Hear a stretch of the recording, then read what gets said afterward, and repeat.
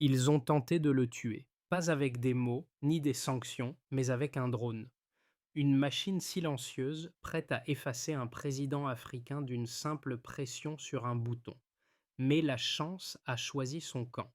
Ibrahim Traoré a survécu et sa survie a changé le destin de l'Afrique. Ce soir-là, la frappe a échoué, mais a réveillé une voix qui ne pourra plus jamais se taire. Pourquoi?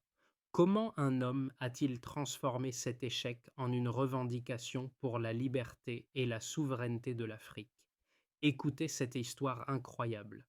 Le 20 août 2025, Ibrahim Traoré a survécu à une tentative d'assassinat par drone, un acte de guerre qui aurait pu effacer une voix trop puissante dans le Sahel.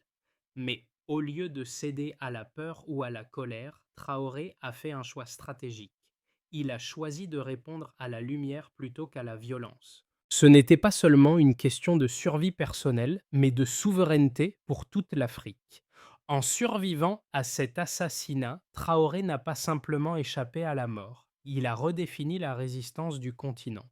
Son message était clair. La souveraineté n'est pas une faveur qu'on accorde, mais un droit qu'on défend. Ce n'est pas qu'une guerre pour la survie d'un homme, c'est une lutte pour l'avenir de l'Afrique. La question est désormais, quel impact aura ce choix sur la géopolitique africaine? Et comment ce geste de résistance influencera-t-il la relation entre l'Afrique et le reste du monde? Le soir du 20 août, alors que la nuit tombait sur le Sahel, Ibrahim Traoré a échappé de justesse à un assassinat par drone. L'attaque était précise et violente, menée par un Reaper MQ-9, un drone utilisé par les forces de l'OTAN, est censé réduire au silence un président devenu trop puissant. Les frappes ont raté leur cible, mais ont tué 3 innocents et ont défiguré la scène. Ce n'était pas un accident. Les données du radar chinois ont révélé que le drone avait ciblé un convoi en mouvement, un acte délibéré, une attaque préméditée. Cependant, ce qui semblait être un acte de guerre contre un homme a rapidement révélé un message plus vaste, un message que le monde ne pouvait ignorer. Traoré, au lieu de réagir avec une violence immédiate, a choisi de dévoiler la vérité au monde entier. En une nuit, il a transformé une tentative de meurtre en un cri de guerre pour la souveraineté de l'Afrique. Ce n'était pas un simple acte de vengeance, mais un acte de résistance. Ce geste allait résonner au-delà des frontières du Burkina Faso et toucher chaque nation du continent. Le lendemain, sous un soleil implacable, les fragments du drone ont été collectés et les preuves de l'implication de l'OTAN ont commencé à émerger. Traoré, fort de ces preuves, a décidé de ne pas se laisser acculer dans une guerre militaire. Il ne réagirait pas avec des armes, mais avec la vérité. Il savait qu'une guerre pour l'image serait plus puissante que des missiles. Ce qu'il a révélé a fait trembler les chancelleries internationales, et ce soir-là, le monde a appris que l'Afrique n'était plus prête à se soumettre. Ce n'était pas une simple tentative d'assassinat, mais un tournant dans l'histoire de la résistance africaine. Ibrahim Traoré, président du Burkina Faso, est devenu une figure emblématique de la résistance africaine après avoir survécu à une tentative d'assassinat par drone. Mais au-delà de cet événement, ce qui le distingue, c'est sa capacité à transformer un acte de violence en un catalyseur de changement pour tout le continent. Dès le matin suivant l'attaque, Traoré ne se précipita pas dans une réponse militaire. Au contraire, il choisit la voie de la stratégie de dévoilement. Cet acte de survie, loin d'être un simple miracle, a secoué l'Afrique. Il a montré au continent que la véritable force réside dans la capacité de résister à l'oppression et non pas de réagir par la violence.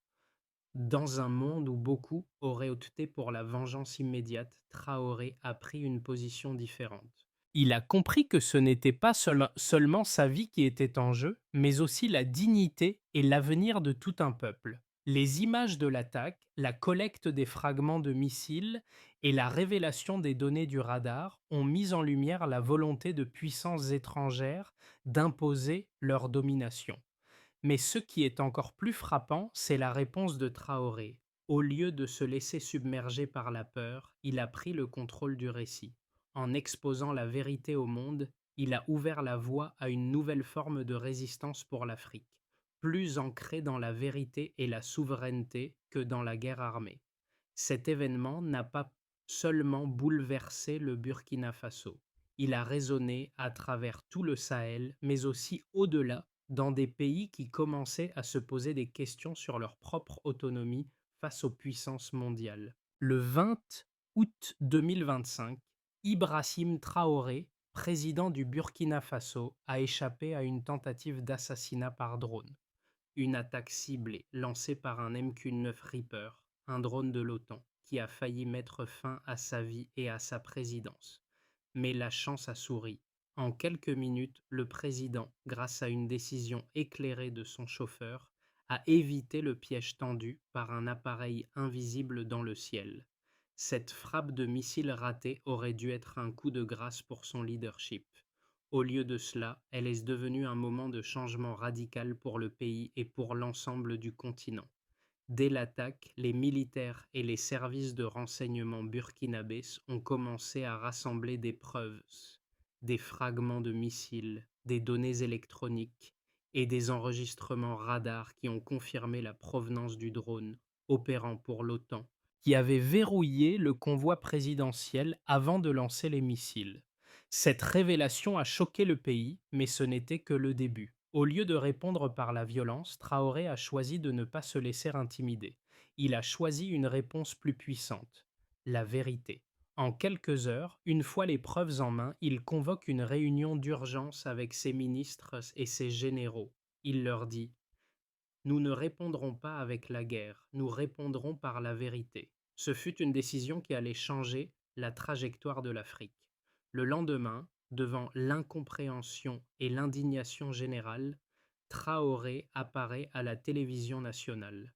Pas de discours de guerre, mais une vérité dénuée de toute émotion excessive. Ils ont tenté de me tuer, mais ce n'est pas moi qu'ils ont attaqué, c'est l'Afrique. Ces paroles résonnèrent comme un coup de tonnerre, non seulement dans le Burkina Faso, mais à travers tout le continent. L'attaque et la révélation de l'implication de l'OTAN ont engendré une onde de choc à travers l'Afrique et le monde entier.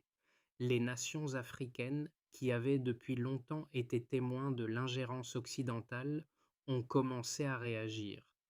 Des manifestations ont éclaté, des marches de soutien à Traoré ont envahi les rues de nombreuses capitales africaines. Le message était clair: l'Afrique n'était plus disposée à accepter l'ingérence étrangère. Mais ce n'était pas seulement une révolte populaire. Des pays voisins, comme le Mali et le Niger, ont exprimé leur solidarité avec Traoré, tandis que des nations de l'Union africaine ont convoqué des réunions d'urgence pour discuter de la situation.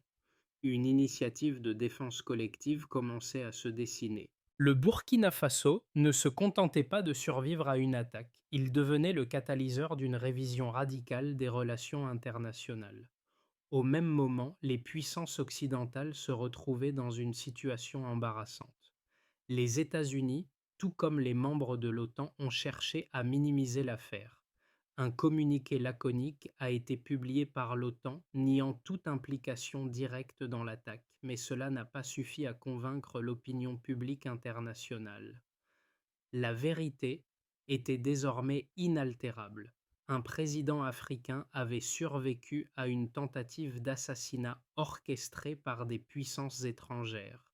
Dans les jours qui ont suivi, des débats intenses ont eu lieu au sein des instances internationales. De nombreux analystes ont souligné que ce qui s'était produit n'était pas seulement un incident isolé, mais un symbole de l'émergence d'une nouvelle Afrique. Une Afrique qui ne se laisse plus faire, une Afrique qui entend défendre sa souveraineté coûte que coûte.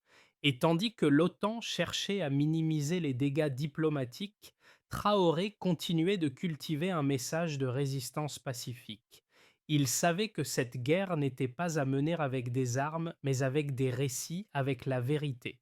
Et c'est ainsi qu'un acte d'assassinat raté est devenu le catalyseur d'une transformation géopolitique. Passons maintenant aux preuves qui ont commencé à émerger immédiatement après la tentative d'assassinat du président Ibrahim Traoré et elles ont joué un rôle clé dans l'affirmation de sa version des faits. À l'aube du 21 août 2025, l'équipe de renseignement burkinabé avait récupéré plusieurs fragments de missiles, chacun portant des inscriptions identifiables, notamment le modèle AGM 114 Hellfire, utilisé exclusivement par l'OTAN. Ces missiles étaient lancés depuis un drone MQ-9 Reaper, un appareil de haute précision de l'OTAN opérant dans la région du Sahel. Les preuves matérielles étaient indéniables et elles ont rapidement été corroborées par des données électroniques critiques. Le radar chinois récemment installé, qui avait détecté la présence du drone quelques minutes avant l'attaque, a capturé des informations cruciales. En particulier, les données ont montré que l'OTAN avait verrouillé le convoi présidentiel à plusieurs reprises avant de lancer les missiles. Les traces de Target Lock étaient visibles sur les enregistrements du radar. Ce n'était pas une erreur technique ni un incident isolé. C'était une frappe ciblée et ces éléments ont été enregistrés de manière irréfutable. La collecte de ces preuves a été d'une importance capitale pour l'équipe de Traoré. En effet, après l'attaque, il était essentiel de démontrer au monde que l'agression était préméditée. Une fois les fragments de missiles et les enregistrements du radar récupérés, le gouvernement burkinabé a travaillé avec des experts internationaux pour analyser chaque détail. Les experts russes et chinois ont joué un rôle clé dans l'analyse des données. Leurs rapports ont conclu que les ajustements automatiques effectués par le drone pendant l'attaque étaient typiques d'un tir de poursuite, un détail crucial qui a renforcé l'idée que le drone avait activement suivi le convoi et non pas visé une cible fixe. Ce qui a également attiré l'attention, c'est la rapidité avec laquelle les informations ont circulé à l'échelle internationale. Moins de 24 heures après l'incident, les médias du monde entier avaient déjà relayé les premières révélations. En quelques jours, les preuves étaient là pour être examinées publiquement. En dépit des tentatives de l'OTAN de nier toute implication, les données étaient sans équivoque. Les fragments de missiles, les images thermiques et les enregistrements radars ont formé un faisceau de preuves accablant.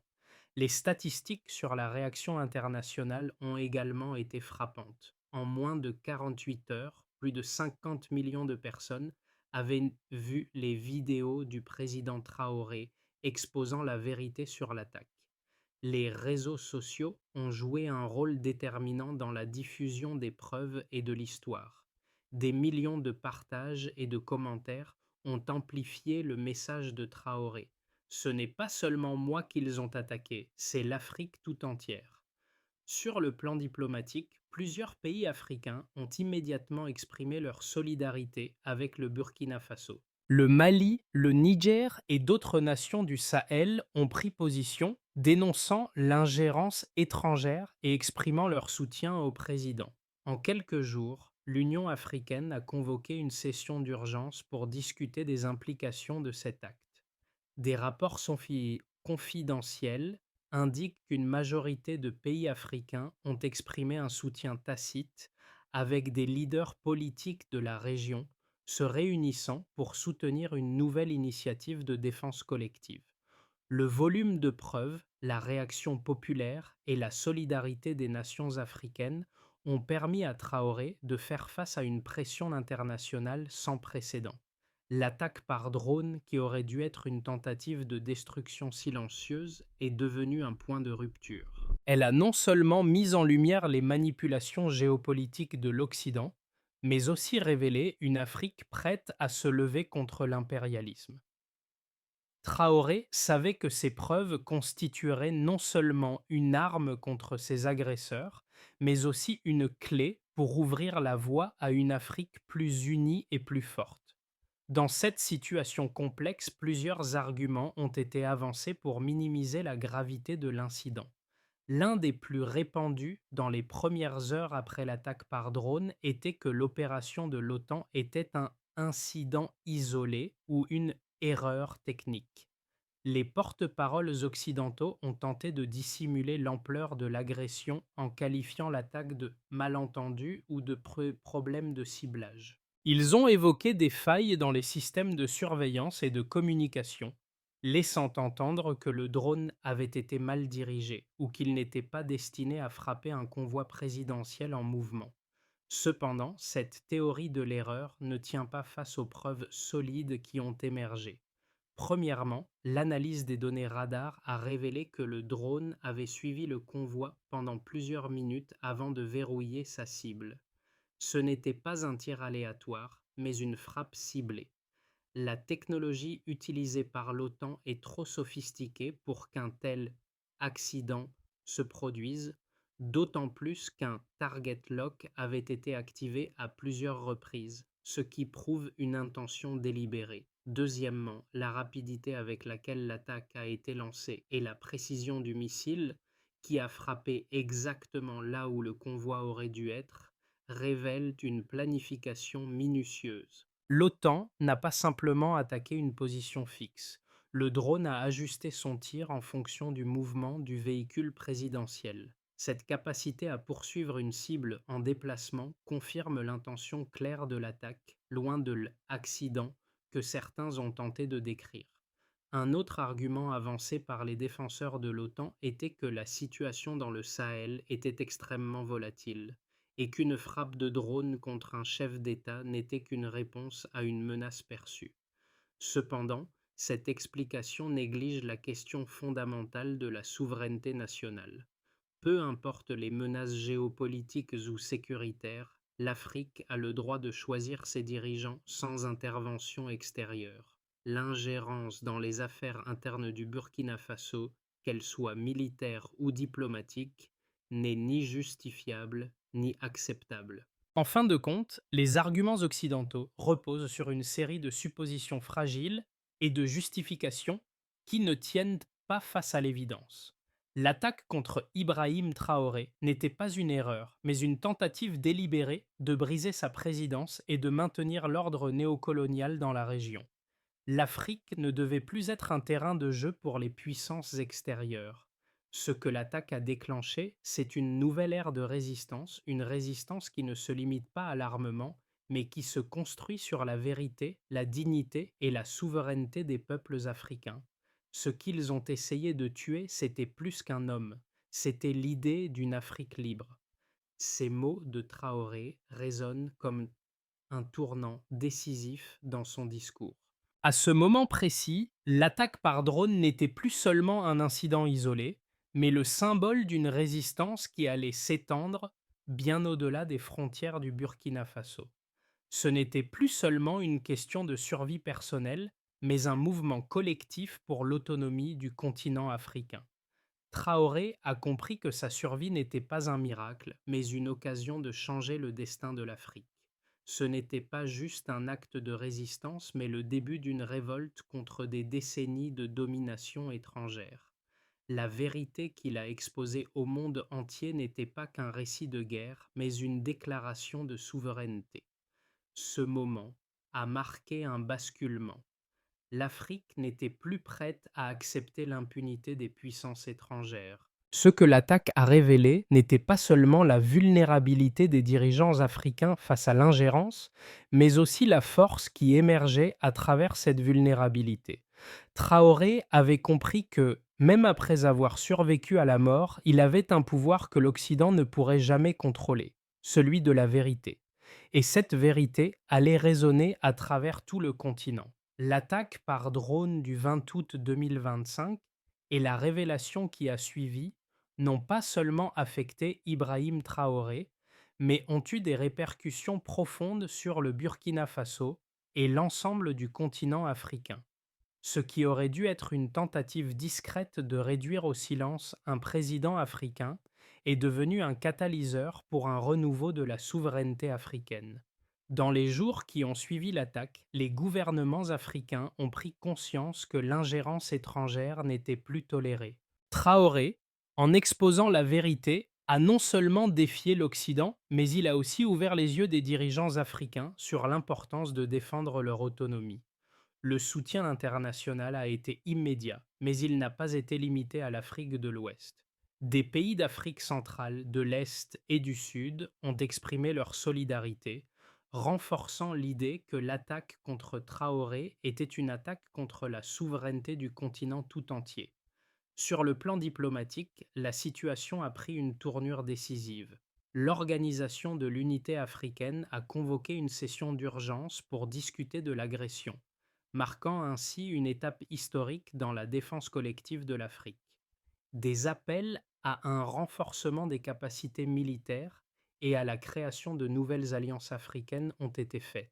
Mais plus que cela, cette attaque a souligné l'impérieuse nécessité pour les nations africaines de renforcer leur indépendance technologique et militaire. Au-delà de la diplomatie, l'impact sur la population burkinabé a été profond. Les rues de Ouagadougou et des autres villes ont été envahies par des manifestations de soutien à Traoré. Les jeunes, les femmes, les travailleurs, tous se sont unis sous une même bannière, la souveraineté nationale. Ce n'était pas seulement une question de politique, mais de fierté collective. La société burkinabé a vécu un réveil national, un retour à l'idée d'unité et d'autonomie qu'avait prôné le président Thomas Sankara. Les preuves exposées par Traoré, en particulier les fragments de missiles, les données radar et les témoignages, ont fait boule de neige dans l'opinion publique mondiale. L'attaque par drone a mis en lumière l'hypocrisie des puissances occidentales qui se disaient les défenseurs des droits de l'homme tout en menant des actions clandestines contre des chefs d'État légitimement élus. Ce moment a révélé à l'Afrique qu'elle ne pouvait plus se contenter de rester spectatrice de ses propres affaires. Les médias alternatifs, les réseaux sociaux et les chaînes panafricaines ont joué un rôle crucial dans la diffusion de cette vérité. En quelques jours, les vidéos et les témoignages de Traoré ont fait le tour du monde, atteignant des millions de personnes. Cette histoire est devenue un cri de guerre pour toute l'Afrique, un message de résistance qui a trouvé un écho dans les cœurs et les esprits de la jeunesse africaine. Sur le plan économique, bien que les sanctions économiques aient été envisagées par les puissances occidentales, l'Afrique a commencé à envisager de nouvelles voies de coopération. Le Burkina Faso a initié une série de partenariats avec des pays comme la Chine, la Russie et d'autres nations non occidentales. Ce n'était pas une rupture totale avec l'Occident, mais une réaffirmation de la possibilité d'autonomie économique. Ainsi, l'attaque contre Ibrahim Traoré n'a pas seulement eu un impact immédiat sur sa survie, mais elle a semé les graines d'une Afrique plus indépendante et plus unie.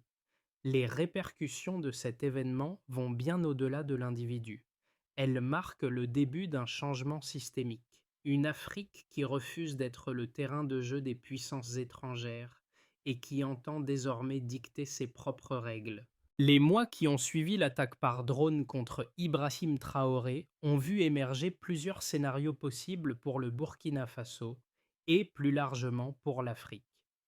Trois scénarios principaux se sont dessinés, chacun marquant une réponse différente aux conséquences de cet événement.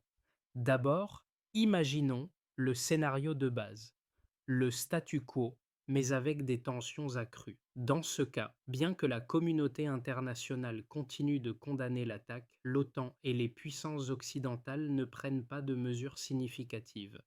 Le Burkina Faso subit des sanctions économiques légères, mais l'impact sur la population reste relativement limité. Toutefois, une pression diplomatique croissante force le pays à renforcer ses alliances avec d'autres nations, notamment la Chine, la Russie et les pays africains voisins. L'Union africaine prend des mesures pour accroître sa coopération militaire, mais le changement systémique reste lent. Les autorités burkinabées maintiennent leur politique de défense de la souveraineté, mais l'économie souffre de l'isolement. Traoré, cependant, reste populaire à l'intérieur du pays et continue de galvaniser le soutien africain pour une plus grande autonomie. Ensuite, considérons le scénario optimiste. Un nouveau bloc africain, plus uni et puissant. Dans un avenir plus favorable, les pays africains, galvanisés par l'action de Traoré, renforcent leur coopération en matière de défense, d'économie et de politique étrangère. L'attaque par drone devient le catalyseur d'une solidarité accrue entre les nations du Sahel et au-delà. L'Union africaine parvient à établir une défense collective et à réduire la dépendance aux puissances occidentales. Le Burkina Faso, en tant que leader de cette initiative, reçoit un soutien massif, à la fois sur le plan diplomatique et économique. Les investissements dans la technologie et les infrastructures locales augmentent et l'isolement économique de la région commence à se dissiper. Dans ce scénario, Traoré devient une figure centrale de ce nouveau mouvement panafricain et le Burkina Faso joue un rôle de leadership dans un bloc africain de plus en plus autonome. Enfin, envisageons le scénario pessimiste, une guerre prolongée et une division continentale. Dans ce cas, les puissances occidentales, malgré leurs tentatives de minimiser les événements, escaladent la situation. Le Burkina Faso se retrouve isolé avec des sanctions économiques plus sévères et une pression militaire accrue. Les tensions internes au Burkina Faso augmentent notamment avec les groupes opposants qui contestent le leadership de Traoré. La solidarité africaine se fissure alors que certains pays, sous pression internationale, prennent des positions plus conciliantes avec l'Occident. L'initiative panafricaine peine à se concrétiser et l'isolement économique devient une réalité de plus en plus difficile à supporter. Dans ce contexte, l'Afrique du Sahel pourrait se retrouver plongée dans une guerre prolongée avec des impacts dévastateurs sur la population et un coût humain et économique élevé. Ces trois, scénari- Ces trois scénarios représentent les pistes les plus probables, mais l'évolution de la situation dépendra en grande partie de la capacité du Burkina Faso et de ses alliés à maintenir leur unité et leur résilience face aux pressions externes. L'attitude de l'OTAN et des puissances occidentales, ainsi que la réaction des autres nations africaines, joueront un rôle décisif dans la direction que prendra l'Afrique dans les mois à venir. L'histoire d'Ibrahim Traoré n'est pas seulement celle d'un président qui a survécu à une tentative d'assassinat, mais celle d'un homme qui a choisi de défendre sa dignité et celle de son peuple face à une puissance étrangère. Ce geste de résistance n'est pas unique au Burkina Faso.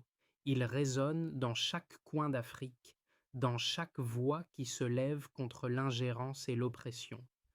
Pour les Africains, Traoré est devenu un symbole de ce que cela signifie résister contre des forces plus grandes, de ce que cela signifie revendiquer son droit à la souveraineté.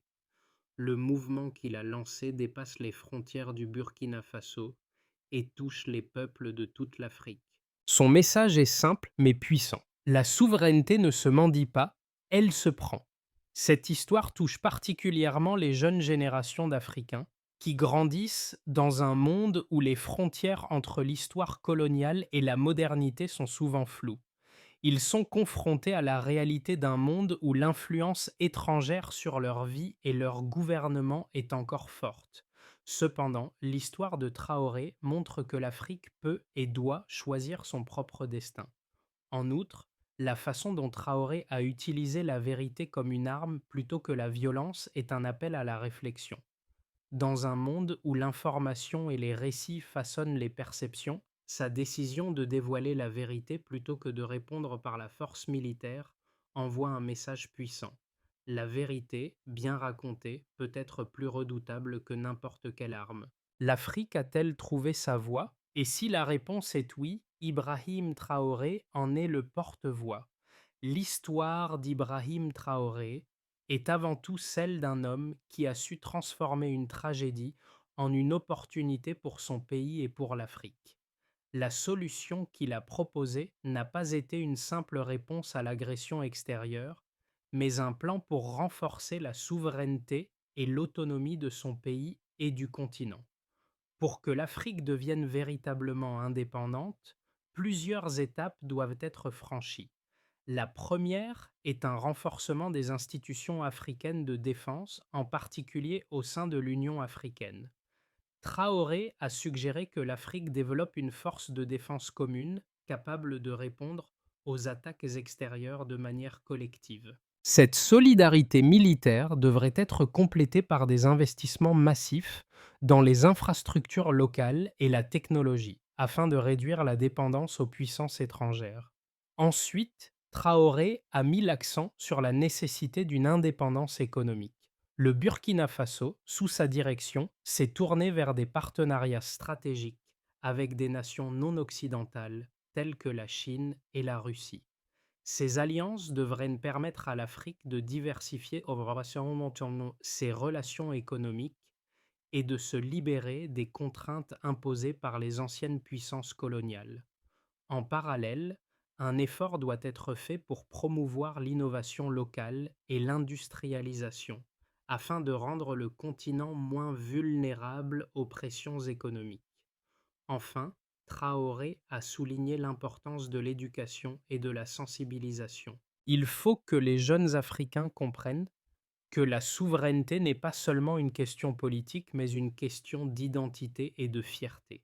Les futurs leaders du continent doivent être formés pour penser de manière indépendante sans être influencés par les agendas étrangers. Ce plan n'est pas utopique, il est ambitieux, mais il repose sur des principes simples: unité, indépendance et dignité. C'est un appel à l'action pour toute l'Afrique, et il commence dès aujourd'hui.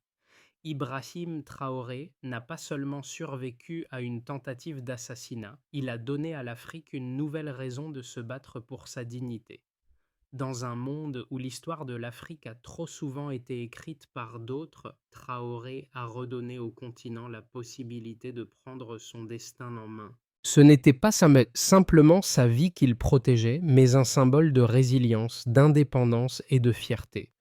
Sa survie a révélé une vérité simple mais puissante. L'Afrique peut se défendre, se reconstruire et se réinventer. Elle n'a pas besoin d'être gouvernée par la peur ni par l'ingérence étrangère.